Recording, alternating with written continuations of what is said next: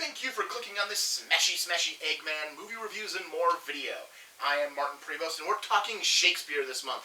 Now, we've talked Romeo and Juliet, we've talked Hamlet, we've talked Much Ado About Nothing, and I'm filming these out of order, so I'm really hoping that's actually what I talked about over the previous 3 weeks. I only know one of them is a certainty.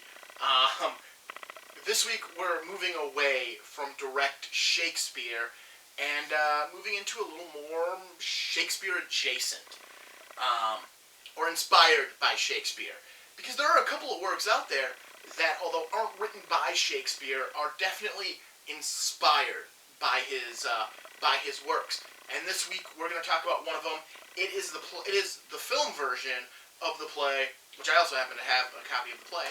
Rosencrantz and Guildenstern Are Dead. This is this week's topic. Now, how is this film Shakespeare inspired? Well, one of the final lines of Hamlet, which actually I don't even need to break into my large complete works tome. It's actually the end of this play. One of the final lines, the second to last line of Hamlet is, "And our affairs from England come too late. The ears are senseless that should have given us hearing, to tell him his commandment is fulfilled, that Rosencrantz and Guildenstern are dead. Where should we have our thanks?" And then there's one final line by Horatio, and that's the end of the play. So yeah, the second to last line is, Rosencrantz and Guildenstern are dead. Who are Rosencrantz and Guildenstern? Well, in Hamlet, they're basically two side characters. They are two friends Hamlet had when he was a child, who were brought in by Claudius. That is not the king's name, but brought in to figure out why Hamlet is acting so crazy. They are definitely 100% for the king. They eventually escort Hamlet to England. Hamlet escapes, and Rosencrantz and Guildenstern are put to death. Tom Stoppard, the great playwright that he is, read that line and read those characters in that play and went, "You know what would be cool? Why?" Asking the question, why Rosencrantz and Guildenstern have to die in Hamlet. Because they're not important characters. They're not even important enough to die on stage. They die off stage. Though they bring the body count of the play up, because they are characters who die. They aren't really important enough to die. So Tom Stoppard wrote this play back in the 80s, Rosencrantz and Guildenstern Are Dead, which takes a look at Rosencrantz and Guildenstern. Basically, in the context, well, the film, I haven't read the play in a while, so I'm going to be talking about the film.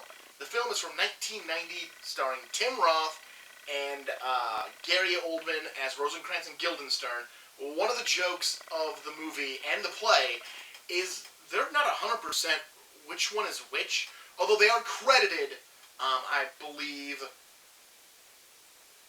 Oldman is credited as Rosencrantz, and Roth is credited as Guildenstern, I believe, is how they're officially credited. But they regularly say they have no idea what their names are. They don't. All they know, because in Hamlet they are always referred to as Rosencrantz and Guildenstern.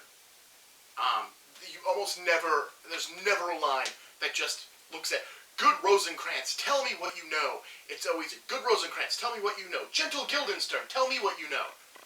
So the names are, everyone is always speaking to both of them at once. And most stagings of Hamlet have them standing next to each other. So it's not like, Guildenstern, Rosencrantz. It's just Rosencrantz and, like, they're being looked at the same time. There's not really a separation of who these two people are.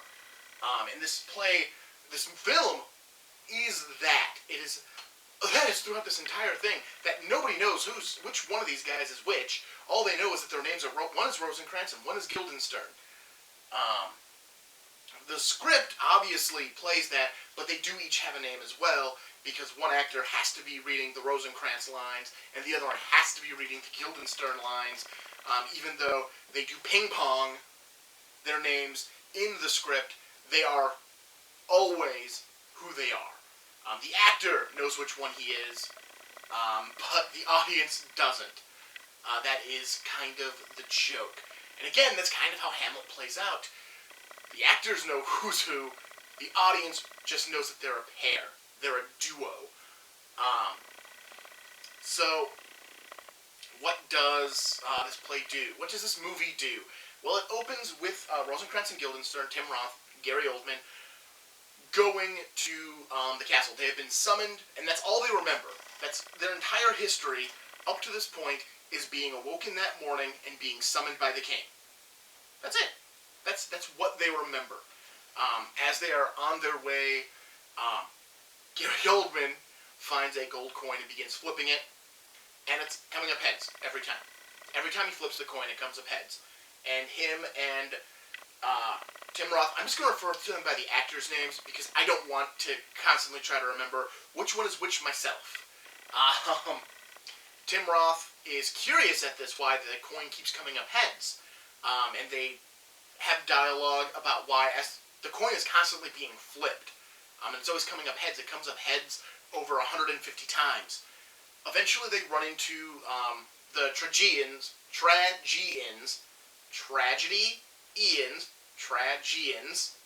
Just wanted to spell that one out because I'm going to just kind of run through that word a lot. They run into the Tragians, who are also from Hamlet, who also do a very small part in Hamlet. So now we're seeing what else they are. And they are led by the player, played by Richard Dreyfuss, who is kind of almost all-knowing. He knows what's happening. He knows what's going on. And he knows that the only way a good play ends is with death. And that's what the Tragians do. They do death. They do...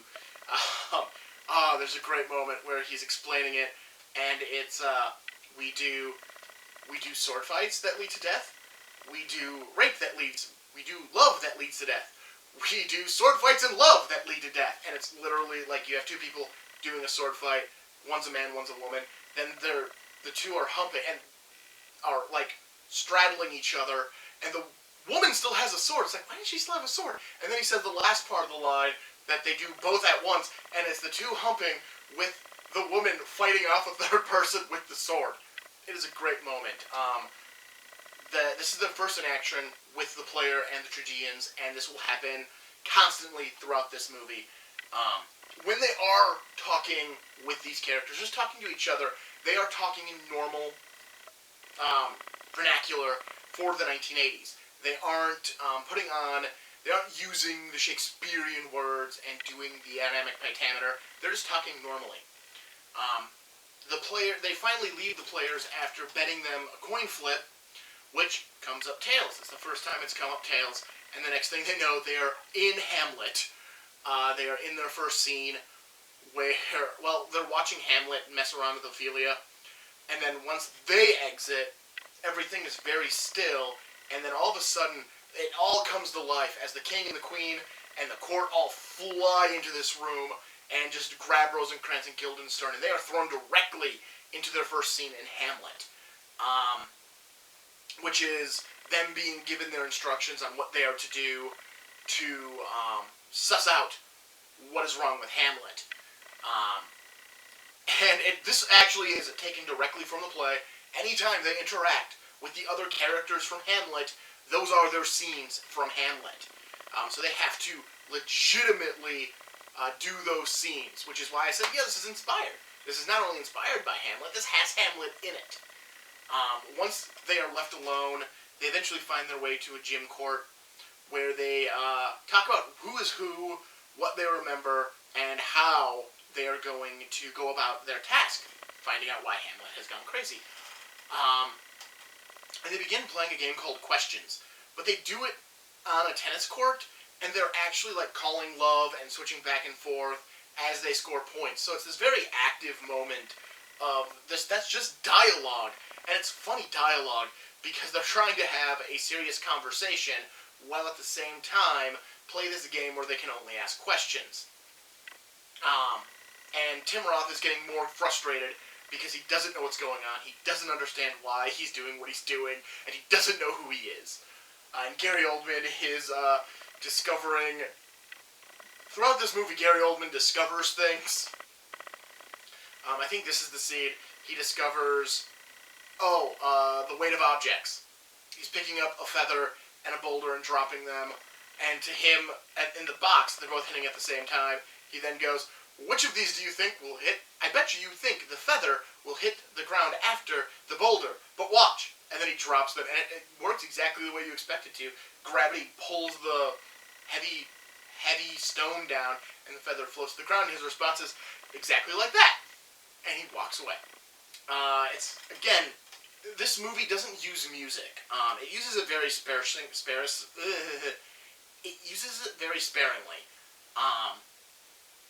But so it does tend to feel a little more draggy because there isn't that musical undertone. But what's actually happening is very funny and very driving, because it is these two people discovering what's going on. As Rosencrantz and Guildenstern finally find themselves meeting with Hamlet, they do their bit from Hamlet, where Hamlet just basically talks over both of them for the entire scene, and then they debate how well they did, which is they did not do very well, because Hamlet won. They start scoring it like it was their game of questions, and quickly they realize Hamlet kicked their ass. They got 3 points, and Hamlet got like 30 something. It's a great moment of these two. I guess this is what's happening. And they're constantly running into the player who regularly tells them, that it's all about death. This is all about death. Death is what's important. Basically trying to tell Rosencrantz and Guildenstern you're going to die. Even at one point they walk into a rehearsal, because the player does eventually show up, and he does his one bit of Shakespeare that's actually in Hamlet, where he does a monologue. And Richard Dreyfuss does it amazingly. I would love to see more of Richard Dreyfuss doing Shakespeare. But then transitions into them doing a performance for some of the lesser people of the kingdom, and it's the end of Hamlet. They're doing the end of Hamlet, and Rosencrantz and Guildenstern are watching, but they don't understand that what they're watching, although it doesn't have the dialogue, it's just pantomime, is what's going to happen. That these players know this story and know how it's going to end. Even to the point where the player tells them that once all the death has happened, that there are 8 bodies in total. Here's the thing, at the end of Hamlet, there's only 6 bodies laying on stage. And they're corrected, there's only 6.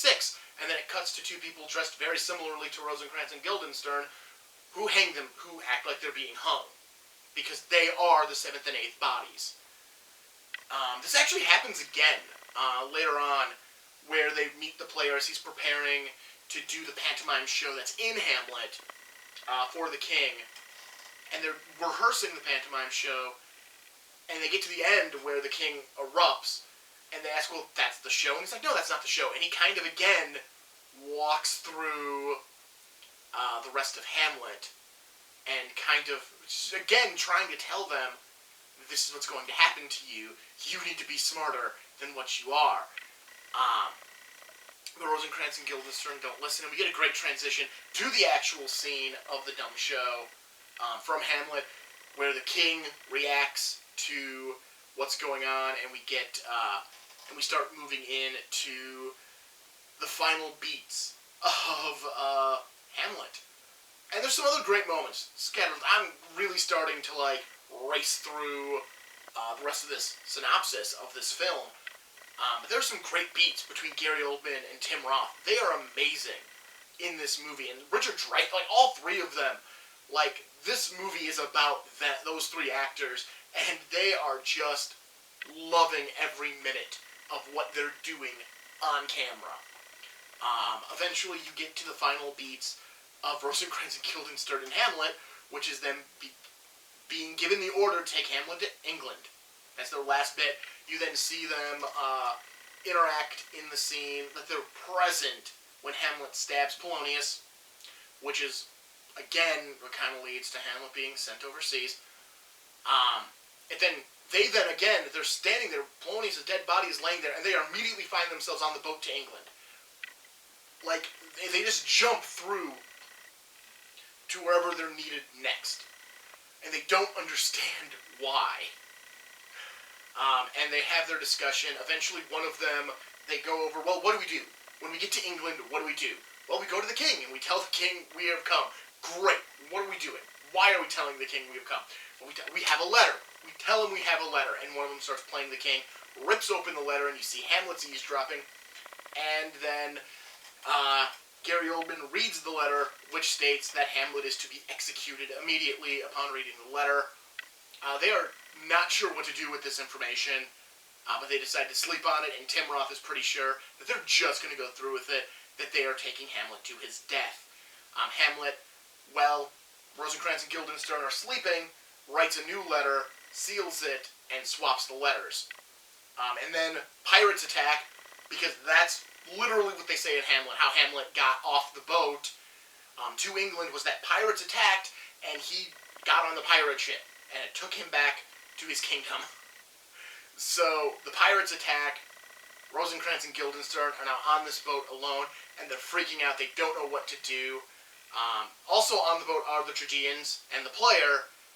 They show up on the boat as well, and as they're arguing what to do, and they start redoing the game of them interacting with each other, trying to figure out how to say things, the player shows up dressed as the king, and they just accept that he is the king, and they start going over things, and then they get to, we have a letter, and they hand the letter to the king, and the king reads the letter, and the letter says that Rosencrantz and Guildenstern are to be executed immediately upon reading this letter. So Rosencrantz and Guildenstern are strung up. There's a lot more to this. Like, they do start questioning why are they so important? Why is this happening to them? Which just ends with the player telling them that because they're Rosencrantz and Guildenstern, that's enough.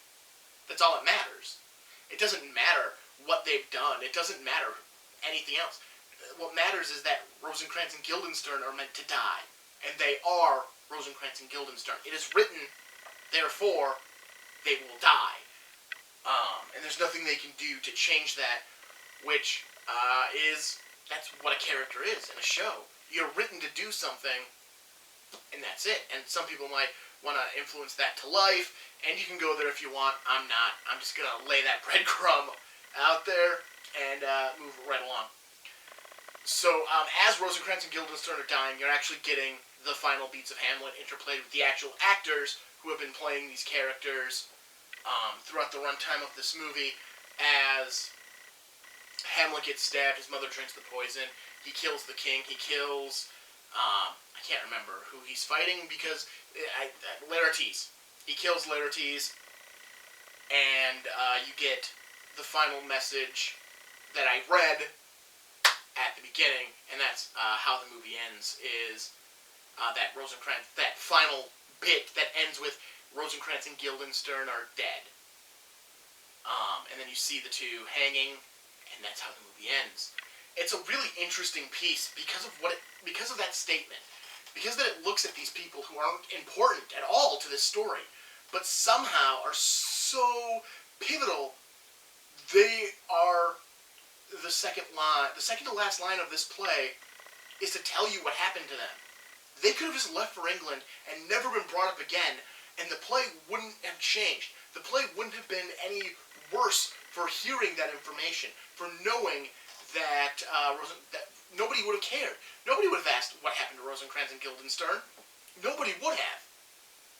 But the fact that the second to last line of this play, of Hamlet, and this play, is that Rosencrantz and Guildenstern are dead. That there was a decisive moment of, we need to know what happened to these guys. That sparked Tom Stoppard to write a story where they actually are important, where their deaths actually have some iota of meaning and understanding, to answer that question of why. Why are these people important? Well, they're not. They just happen to be Rosencrantz and Guildenstern. And Rosencrantz and Guildenstern die.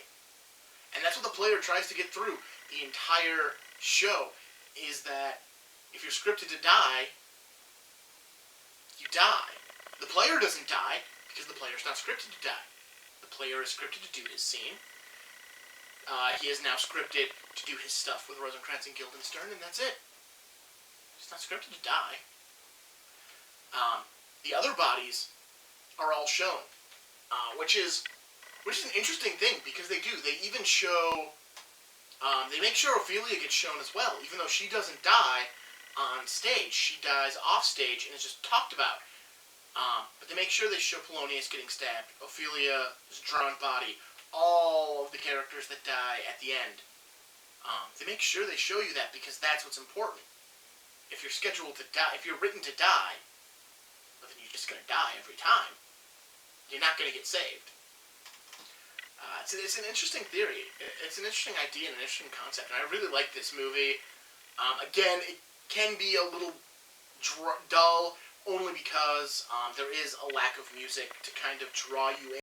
So it's really easy to kind of like drift off into something else and not pay attention to what's going on for parts of the movie. But But if you can stay with it and keep going, it is a great movie. It is an amazing movie, and it's got some really good actual Shakespeare in it as well. Like Tim Roth and Gary Oldman, Richard Dreyfuss, all three of them are very good at doing Shakespeare. And they do their Shakespeare moments very well, and they do their non-Shakespeare moments very well. But yeah, so this has been Rosencrantz and Guildenstern Are Dead. Next week, we round out this month of November talking Shakespeare, or Shakespeare-inspired, with one more Shakespeare-inspired work. In fact, I've been advertising this Shakespeare-inspired work every week that I've been talking Shakespeare. Because next week, I'm talking the complete works of William Shakespeare, abridged. So that'll be a lot of fun. Alright, don't forget to like, comment, and subscribe so you don't miss any content. I am Martin Prelos. This is Smashy Smashy Eggman, movie reviews and more, and I will talk to you next week. Have a good one.